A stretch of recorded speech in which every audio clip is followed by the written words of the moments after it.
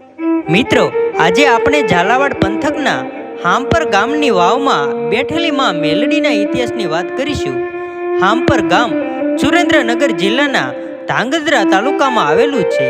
આશરે 800 થી 1200 વર્ષ પહેલાની આ વાત છે. રજવાડાના એ સમયમાં ધાંગધ્રાના ઠાકોર અમરસિંહ રાણાનું રાજ ચાલતું હતું. એક વખત રાણાના રાજમાંથી કાશીએ જાત્રા કરવા માટે સંઘ નીકળે છે. આ સંઘમાં સીતાપુર ગામનો એક પ્રાણશંકર નામનો ગાયક કલાકાર હતો, જે એક બ્રાહ્મણ હતો.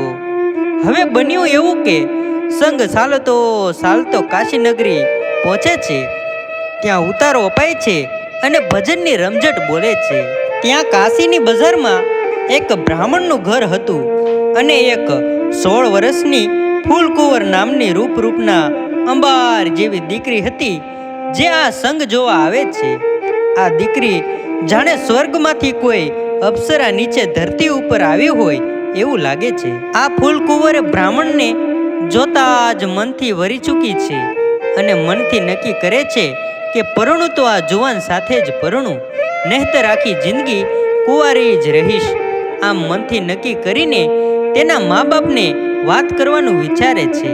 મા બાપે હા કહ્યા પછી તેમણે પ્રાણશંકરને વાત કરી, પરંતુ પ્રાણશંકર મનમાં તો લગ્ન કરવાની ના પાડે અને વિચાર કરે કે અહીંયાથી હવે નીકળી જવાય, અહીંયા રોકાવાય નહીં, નહીંતર આ લોકો પરાણે લગ્ન કરાવી દેશે. પ્રાણશંકરે કહ્યું કે વિચારીને જવાબ આપી. આમ 3-4 દિવસ પછી સંઘ પાછો આવવા ધાંગધ્રા તરફ વળ્યો. પ્રાણશંકર ફૂલકુંવરને કશું કહ્યા વગર જ સંઘની સાથે સાથે પાછા આવી રહ્યા હતા. આ બ્રાહ્મણની દીકરીને ખબર પડતા મનમાં થયું કે આ ભવમાં તો મને આ મૂર્તિઓ નહીં મળે. જેને મેં મનથી વર માન્યો હતો એ તો મને મૂકીને ચાલ્યો ગયો છે. એ ધાંગધ્રા પહોંચે એ પહેલાં જ હું આત્મહત્યા કરીને મારા પ્રાણ ત્યાગ કરી દઉં, અને એની પહેલાં જ એના ગામ ન પહોંચું ને તો હું ફૂલકુંવર નહીં. એ બ્રાહ્મણની દીકરી રોજ માતાજીના ધૂપદીપ કરીને ભક્તિ કરતી હતી. માતાજી પાસે જઈને રુદન કરે છે. પછી તો તેને ઘરની મેડી પર જઈને ચારે બાજુ નજર કરીને માતાજીને કહ્યું, હવે હું અહીંયાથી પડતું મૂકું છું, મને વહેલી ટકે ધાંગધ્રા ભેગી કરજે. એમ વિચારીને ઘરની મેડીએથી 16 શણગાર સજીને નીચે પડતું મૂક્યું અને નીચે પડતા જ પ્રાણ ઉડી ગયા. આ બાજુ સંઘ ધાંગધ્રાના પાદરમાં પહોંચે એ પહેલા તો દીકરીના આત્માએ પ્રાણશંકરના ખોળિયામાં પ્રવેશ કરી લીધો છે. શરીરમાં પ્રવેશ કરતા જ શરીરમાં આત્માનો વાસ થયો. ત્યારબાદ પ્રાણશંકર તો દિવસે ને દિવસે એવા સુકાવા લાગ્યા કે જાણે એને કાંઈ રોગ થયો હોય. વૈદ્યો અને હકીમોને બોલાવ્યા, પણ કાંઈ દવા કામ કરતી નથી. હવે એકવાર ધાંગધ્રાનો દરબાર માતાજીના કોઈ જાણકાર જોશીડાને બોલાવે છે. જોશીડાએ જોઈને કહ્યું કે હે બાપુ, આના શરીરમાં કોઈ દેવી શક્તિ આત્માનો વાસ છે. મારાથી આ દેવી શક્તિ કે આત્મા વરસે નહીં. પણ ઝાંઝરકાની બાજુમાં મેઘવાર સમાજમાં સંત સવૈયાનાથ કરીને એક જોગી છે, એને બોલાવો તો જ આનું નિવારણ આવે. પછી તો એમ કહેવાય છે કે જોગીને ટેડા મોકલે છે અને સંત ધાંગધ્રામાં આવીને બ્રાહ્મણને જ્યાં સુવરાવ્યો હતો ત્યાં આવે છે. આવીને બ્રાહ્મણની માથે હાથ ફેરવીને કહે છે, હે જાગ જાગ, તને ઝાંઝરકાનો જોગી જગાડે છે. ત્યાં તો બ્રાહ્મણ ધીમે ધીમે આંખ ઉઘાડીને મલક મલક હસવા લાગ્યો, પણ કાંઈ બોલ્યો નહીં. પછી તો જોગીએ એને ખીર જમાડે છે અને ગુગળનો ધૂપ આપે છે. ત્યાં તો બ્રાહ્મણ હોકારો ખાવા લાગ્યો. જોગી પૂછે છે કે તું કોણ છે? ત્યાં તો બ્રાહ્મણના કોઠેથી અવાજ આવ્યો કે હું કાશીના બ્રાહ્મણની દીકરી ફૂલકુંવર છું. જોગી બોલ્યા કે બ્રાહ્મણની દીકરી થઈને આવું કરાય? શું જોઈએ છે તારે? હે દીકરી, હું એક બાપ થઈને પૂછું છું કે તું કેમ આવી છે? એટલું સાંભળી દીકરી દર આંસુડે રડવા લાગી અને કહે છે કે સાંભળો બાપુ, હું કુંવારી હતી અને રોજ માતાજીની ભક્તિ પૂજા કરતી હતી. આ સંઘ જ્યારે કાશી આવ્યો અને આ પુરુષ પર મારી નજર પડીને ત્યારથી મનમાં નક્કી કરી લીધું કે એની સાથે જ લગ્ન કરવા છે. અને અમે એને વાત કરી અને મને એ કહ્યા વગર જ જતા રહ્યા છે. મને વાયદો આપીને અહીંયા આવતા રહ્યા છે. એટલે મેં ઘરની મેળિયાથી પડતું મૂકી આત્મહત્યા કરી લીધી છે. હું જીવતા તો એને ન પામી શકી, એટલે મર્યા પછી એના ખોળિયામાં વસવાટ કર્યો છે. એ મારા નહીં તો બીજા કોઈના નહીં થવા દઉં. જોગી, તમે અહીંયાથી ચાલતા જાઓ, મારા રસ્તામાં તમે ન આવશો. જોગી બોલ્યા, દીકરી સાંભળ, આ રીતે તો આ બ્રાહ્મણ પણ મરી જશે. તેને છોડી દે. આખું જગત તને યાદ કરે એવું હું તને નામ આપીશ, તને અખંડ દીવો આપીશ. તને નવનાથની દુહાઈ છે, હું એક બાપ તરીકે તને અહીંયાથી લઈ જવા આવ્યો છું. દીકરી બોલી, ભલે બાપુ, તમે જેમ કહેશો એમ હું કરીશ. જોગીએ એક કાચની બોટલ મંગાવી અને કહ્યું, આ બોટલમાં તું પવન પૂતળી બની ઉતરી જા, પછી હું બોટલનું ઢાંકણું બંધ કરી દઈશ.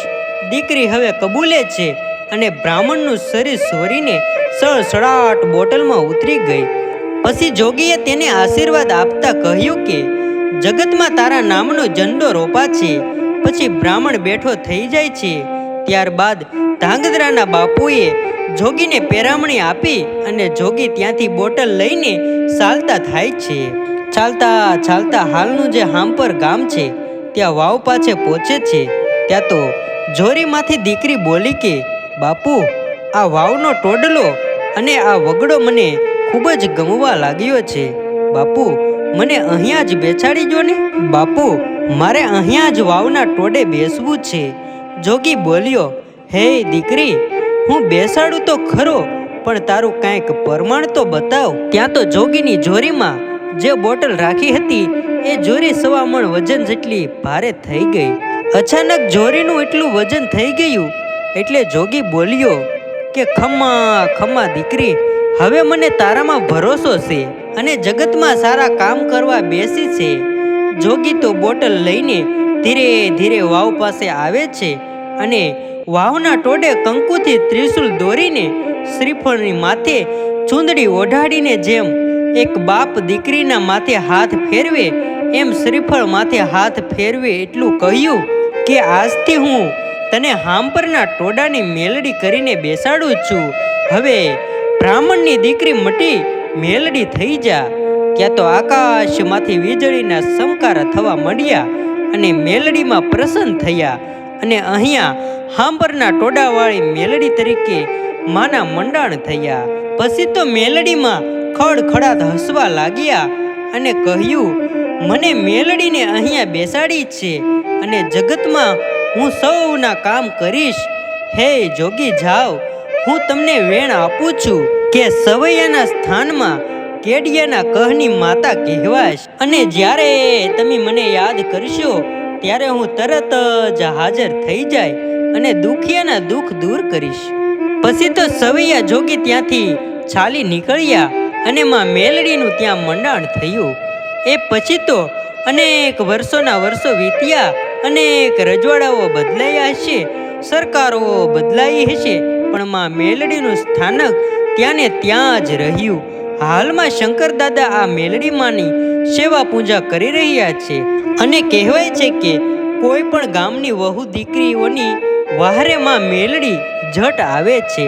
અંદાજે વહુ દીકરીઓને 15,000થી વધારે દીકરાઓ તો આ શંકર દાદાએ આપેલી બાધાઓથી થયા છે. દર રવિવારે અને મંગળવારે અહીંયા પ્રસાદમાં ભોજન અપાય છે અને મિત્રો, અહીંયા ઘણા ભાવિ ભક્તો માના દર્શન કરવા આવે છે. વાંજિયાઓના પારે પારણા બંધાતી આ મેલડી જગ વિખ્યાત છે. તો મિત્રો, આ હતો હાંપરના ટોડાની મેલડી માનો ઇતિહાસ. તો મિત્રો, આ વિડીયો તમને કેવો લાગ્યો મને કોમેન્ટ બોક્સમાં જરૂરથી જણાવજો. અને મિત્રો, ખાસ નોંધ લેવી કે આ વિડીયો ઇન્ટરનેટના માધ્યમથી બનાવેલો છે, કોઈ જાતિ કે ધર્મનો વિરોધ કરવામાં આવ્યો નથી, એની ખાસ નોંધ લેવી. ધન્યવાદ. અને મિત્રો, ચેનલ પર પહેલીવાર હોય તો લાઈક, શેર, સબસ્ક્રાઈબર કરી નાખજો. તો મળીએ નવા વિડીયો સાથે. જય મા મેલડી.